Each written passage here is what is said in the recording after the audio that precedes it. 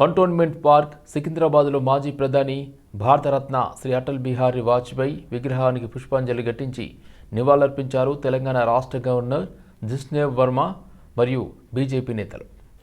అటల్జీ జీవితం రాజనీతిజ్ఞత, ప్రజాస్వామ్య విలువలు, కవిత్వం అచంచలమైన అంకిత భావానికి ప్రతీకగా నిలిచింది. ఆయన వారసత్వం తరతరాల భారతీయులకు నిరంతరం ప్రేరణనిస్తూనే ఉంది అని ప్రముఖులు అన్నారు. ఈ కార్యక్రమంలో గవర్నర్ జిష్ణదేవ్ వర్మ, హర్యానా మాజీ గవర్నర్ బండారు దత్తాత్రేయ, కేంద్ర మంత్రి కిషన్ రెడ్డి, రాష్ట్ర అధ్యక్షులు రామచంద్రరావు, మల్కాజ్గిరి ఎంపీ ఈటెల రాజేందర్, ఎమ్మెల్సీ కుమరయ్య, జిల్లా నాయకులు, బీజేపీ రాష్ట్ర కార్యాలయ పదాధికారులు, కార్యకర్తలు పాల్గొన్నారు. A Prime Minister who brought about such great changes for the development of the nation. And he was a Prime Minister who always said India first. A Prime Minister with a clear vision, a clear ideology and efficient implementation. Today when we talk of roads, we remember Atalji. When we talk of mobile phones, we remember Atalji. When we talk of Sarva Shiksha Abhiyan, we remember Atalji. When we talk of mobile phones, we remember Atalji. He was a man who could lead this nation through a process of consensus. He was not only a politician, he was a multifaceted genius. He was a poet, a writer, orator, parliamentarian, prime minister, foreign minister, and in every capacity he led the nation with great dedication and commitment. So he was a towering figure in the history of this nation. The Atal Bihari Vajpayee was a towering figure in the history of Bharat and an able and capable son of Bharat Mata. And today I am very happy that we have a statue of Bharat Ratna Atal Bihari Vajpayee in this park. క్రైస్తవుల సంక్షేమానికి గత కేసీఆర్ సర్కార్ ఎంతగానో కృషి చేసిందని మాజీ మంత్రి Beas Siddipet MLA Thanneeru Harish Rao వ్యాఖ్యానించారు. తమ ప్రభుత్వంలో క్రిస్మస్ సందర్భంగా 2 రోజుల పాటు సెలవులు ఇచ్చామని ప్రస్తావించారు. కేసీఆర్ అన్ని మతాలను గౌరవించారని పేర్కొన్నారు. నువ్వేమో విద్యాశాఖ మంత్రి, నేను ఉద్ధరిస్తా, నాకు విద్య మీద ప్రేమ, పేదలంటే ప్రేమ అన్నావు. ఏం ప్రేమ నీది? 4 నెలలకెళ్ళి మెస్ బిల్ ఇవ్వకపోవడం, 4 నెలల నుంచి కటింగ్కో కొబ్బరి నూనెకో కాస్మెటిక్ ఛార్జెస్ ఇవ్వకపోవడం, ఇదేనా పిల్లల మీద నీకున్న ప్రేమ? అంటే నీకు తొండాల లాగులు జొరగొట్టోడు ఎవరు లేడనా? నీ లాగుల టైం వస్తుంది బిడ్డ. నువ్వేదో బిర్ర వీగుతున్నావు, అహంకారంతో కళ్ళు నెత్తికెక్కి మాట్లాడుతున్నావు. మళ్ళీ గెలుస్తా, 2/3 గెలుస్తా అని పెద్ద శపథాలు చేస్తున్నా అని మాట్లాడుతున్నావు. వెనకట కూడా గిట్లనే శపథం చేసినావు. కొడంగల్లో ఓడిపోతే రాజకీయ సన్యాసం తీసుకుంటా అన్నావు. పొల్లు ఒడగొట్లే నిన్ను కొడంగల్లో. రాజకీయ సన్యాసం తీసుకున్నావా? మాట తప్పినవా? మాట తప్పినవు నువ్వు. మాట తప్పుడు నీకు అలవాటు, పార్టీలు మారుడు నీకు అలవాటు, పదవులు కొనుక్కోవడం నీకు అలవాటు, కమిషన్లు కొట్టుడు నీకు అలవాటు, చిల్లర మాటలు మాట్లాడు నీకు అలవాటు. ఎందుకు ఈ పిచ్చి మాటలు మాట్లాడుతున్నావు? ఇలా పిల్లలకు ఓ బ్లాంకెట్ లేదు, వేడి నీళ్లు లేవు, కాస్మెటిక్ ఛార్జెస్ లేవు, 4 నెలలకెళ్ళి మెస్ బిల్లు లేదు. ఆ పిల్లల్ని ఇంత గోసపెడుతున్నావు. ఇది పాఠశాల విద్యాశాఖ మంత్రిగా నీ శాఖ కిందికే వస్తుంది. నీ శాఖలోనే ఇంత అధ్వానమైన పరిస్థితి ఉందంటే నేను అడిగేటోడు లేడనుకుంటున్నావా? నీ లాగులో తొండలు జొరగొట్టోడు లేడనుకుంటున్నావా? నీకేం మాట్లాడొస్తుందా? మాకు మాట్లాడరాదా? మాట అనేది గౌరవం ఇచ్చిపుచ్చుకోవాలి. నువ్వు గౌరవం తప్పినప్పుడు, నువ్వు విలువలు లేకుండా మాట్లాడినప్పుడు ఎదుటి వాళ్ళు కూడా అదే పద్ధతిలో మాట్లాడవలసి వస్తుంది అనే విషయాన్ని గ్రహించి ఇప్పటికైనా తెలంగాణ తెచ్చిన పోరాట యోధుడు కేసీఆర్. తన ప్రాణాన్ని కూడా త్యాగం చేయడానికి సిద్ధపడ్డ నాయకుడు కేసీఆర్. ఎంపీ పదవిని, కేంద్ర మంత్రి పదవిని, రాష్ట్ర డిప్యూటీ స్పీకర్ పదవిని, ఎమ్మెల్యే పదవులను గడ్డిపోచలాగా వదిలి పోరాడి తెలంగాణ తెస్తే నువ్వు ముఖ్యమంత్రి అయ్యావు. కేసీఆర్ లేకపోతే తెలంగాణ ఎక్కడిది? తెలంగాణ లేకపోతే నీ జీవితంలో నువ్వు ముఖ్యమంత్రి అవుతావా?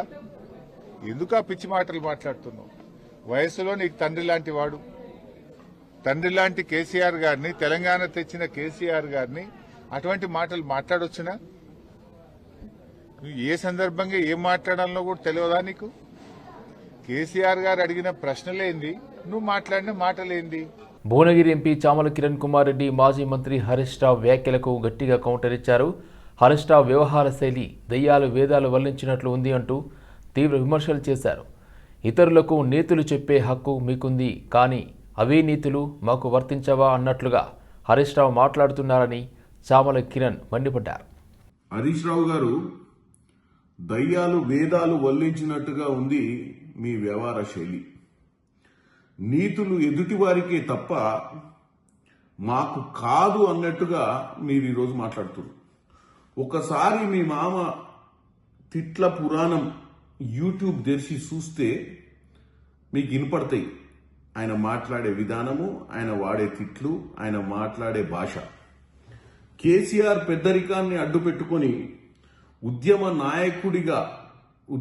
నాయకుడిని అని అనుకొని ఇష్టానుసారంగా ఎంత పడితే అంత మాట్లాడి ఈ తెలంగాణ సమాజంలోనే మొట్టమొదటిసారిగా ఈ పేటెంట్ హక్కులు ఆయనకు వచ్చినాయి ఈ భాష వాడకం.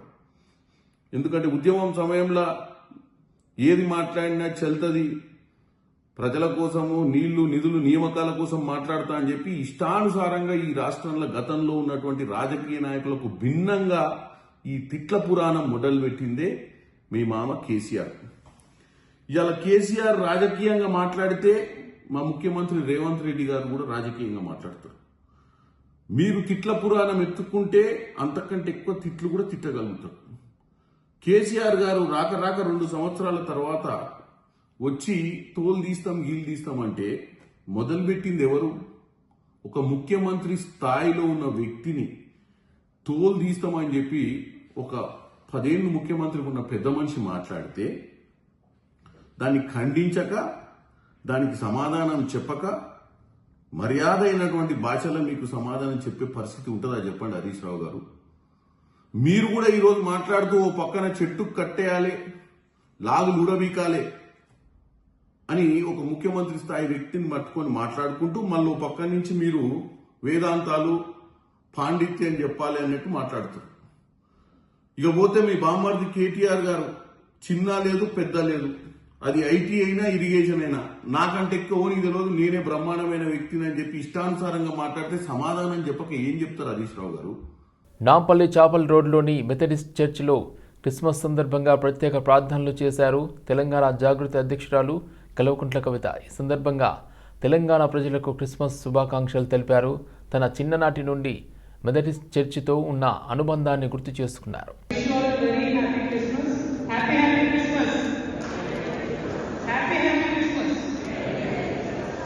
జై తెలంగాణ, అందరికీ నమస్కారం. ఈ క్రిస్మస్ వేడుకలు మెథడిస్ట్ చర్చ్లో జరుపుకోవడం అనేది నాకు ఒక ఆనవాయితీగా మారిపోయింది. నా జీవితంలో ఒక మర్చిపోలేనటువంటి ఆనవాయితీగా మారింది. And all of you know, I'm product of standing high school. So standing school కాబట్టి నేను ఇక్కడికి రెగ్యులర్గా రావడం, వీక్ డేస్లో కూడా రావడం, మెథడిస్ట్ చర్చ్తోనే నా బాల్యమంతా కూడా అనుబంధంతో గడిచింది. కాబట్టి ఈ క్రిస్మస్ రోజు మీ అందరితో కలిసి ఉండడం చాలా సంతోషం. ఆ క్రీస్తు పుట్టినటువంటి రోజు భూలోకంలోనే కాదు పరలోకంలో కూడా పండుగ చేసుకుంటారని చెప్తారు. భూమి మీదనే కాదు ఆకాశంలో కూడా సంబరాలు చేసుకుంటారని చెప్తారు.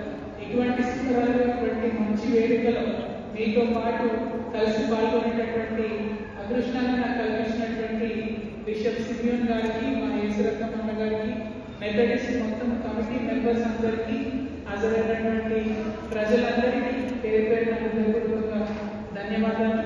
ఈ క్రిస్మస్ మనందరి జీవితాల్లో కూడా శుభాన్ని తీసుకురావాలని, మంచిని తీసుకురావాలని, మనందరం కోరుకున్న కోరికలన్నీ కూడా తీరాలని, life should be very happy and joyful అని కోరుకుంటూ అడ్వాన్స్ గా happy new year and I wish you all a very very merry Christmas. Thank you. Atal Bihari Vajpayee జయంతిని సుపరిపాలన దినోత్సవంగా జరుపుకోవడం సంతోషంగా ఉందని బీజేపీ రాష్ట్ర అధ్యక్షుడు రామచంద్రరావు అన్నారు.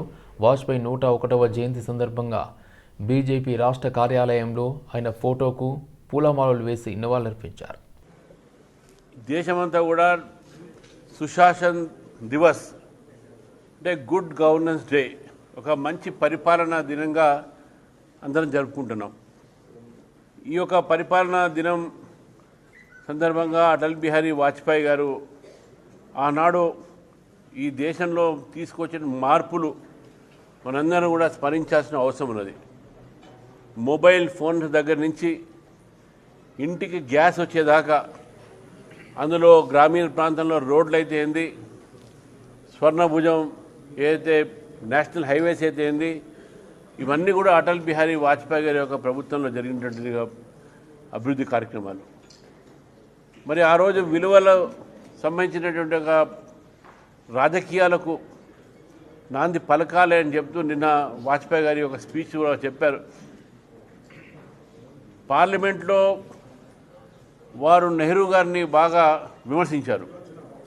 కానీ ఆ విమర్శలకు నెహ్రూ గారు బాధపడకుండా ఒక ఈవినింగ్ డిన్నర్లో కలిసి నువ్వు చాలా బాగా మాట్లాడినావు, మంచి పాయింట్ చెప్పినావు చెప్పడం జరిగింది. కానీ ఈరోజు దురదృష్టశాతం తెలంగాణ రాజకీయాల్లో విలువలు భాషలకు ఒక హద్దు బత్తు లేకుండా అయిపోయింది. ఒకవైపు పార్టీ ఫిరాయింపుదారులు విలువల్ని తగ్గిస్తూ ఉంటే రాజకీయాల్లో, మరోవైపు రాజకీయ నాయకులు ముఖ్యమంత్రితో సహా అపోజిషన్ లీడర్తో సహా వారు వాడే భాష ఏదైతే ఉందో ఇది తెలంగాణ ప్రజల్ని అవమానపరిచేటటువంటి ఒక విషయాన్ని మనం గుర్తుంచుకోవాలి. క్రిస్మస్ సందర్భంగా వికారాబాద్ పట్టణంలోని మెథడిస్ట్ చర్చిలో జరిగిన వేడుకల్లో స్పీకర్ గడ్డం ప్రసాద్ పాల్గొన్నారు. ఈ సందర్భంగా స్పీకర్ ప్రసాద్ కుమార్ తన సందేశాన్ని అందిస్తూ క్రీస్తు పుట్టినరోజు సందర్భంగా క్రైస్తవ సోదర సోదరీమణులకు క్రిస్మస్ శుభాకాంక్షలు తెలిపారు.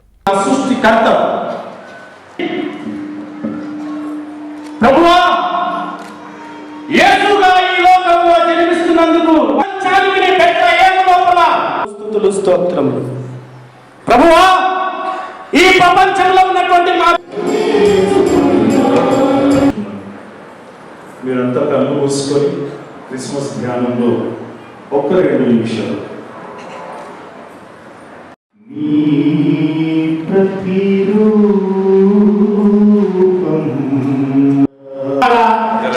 పరిశుద్ధాత్మ నామములో ఈ 2025వ సంవత్సరం యొక్క క్రిస్మస్ కేక్ను కట్ చేస్తూ ఉన్నాం. ఆమేన్. చపలవంతం అందరం దయచేసి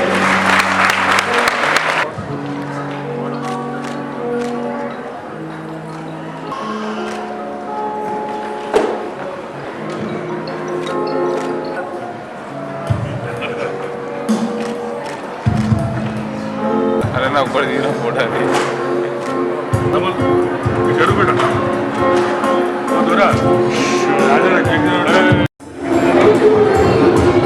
బంజారాహిల్స్లోని టీజీ స్టడీ సర్కిల్ వద్ద డ్రంక్ అండ్ డ్రైవ్ తనిఖీలను అర్ధరాత్రి హైదరాబాద్ కమిషనరేట్ పరిధిలో సజ్జనార్ ఐపీఎస్ క్షేత్రస్థాయిలో పర్యవేక్షించారు. తనిఖీలను జరుగుతున్న విధానాన్ని, సిబ్బంది పనితీరును పరిశీలించి వారికి పలు సూచనలు చేశారు. డ్రంక్ అండ్ డ్రైవ్లో పట్టుబడిన వారితో మాట్లాడి మద్యం తాగి వాహనం నడపడం వల్ల కలిగే అనర్థాలకు వారికి వివరించారు. నూతన సంవత్సర వేడుకల నేపథ్యంలో నగరంలో ఎలాంటి అవాంఛనీయ ఘటనలు చోటు చేసుకోకుండా పటిష్ట చర్యలు చేపట్టినట్లు సిపి తెలిపారు. డిసెంబర్ 31న రాత్రి వరకు నగర వ్యాప్తంగా స్పెషల్ ఎన్ఫోర్స్మెంట్ డ్రైవ్ నిర్వహించనున్నట్లు పేర్కొన్నారు. 7 ప్లాటూన్ల అదనపు బలగాలతో హైదరాబాద్ కమిషనరేట్ పరిధిలోని 120 ప్రాంతాల్లో ముమ్మరంగా తనిఖీలు చేపట్టనున్నట్లు వెల్లడించారు. మోతాదుకు మించి మద్యం సేవించి వాహనాలు నడిపితే ఉపేక్షించే ప్రసక్తే లేదని స్పష్టం చేశారు. తనిఖీల్లో పట్టుబడితే వాహనాన్ని సీజ్ చేయడంతో పాటు 10,000 జరిమానా, 6 నెలల జైలు శిక్ష తప్పదని హెచ్చరించారు. తీవ్రతను బట్టి డ్రైవింగ్ లైసెన్స్ను శాశ్వతంగా రద్దు చేసేలా రవాణా శాఖకు సిఫార్సు చేస్తామన్నారు.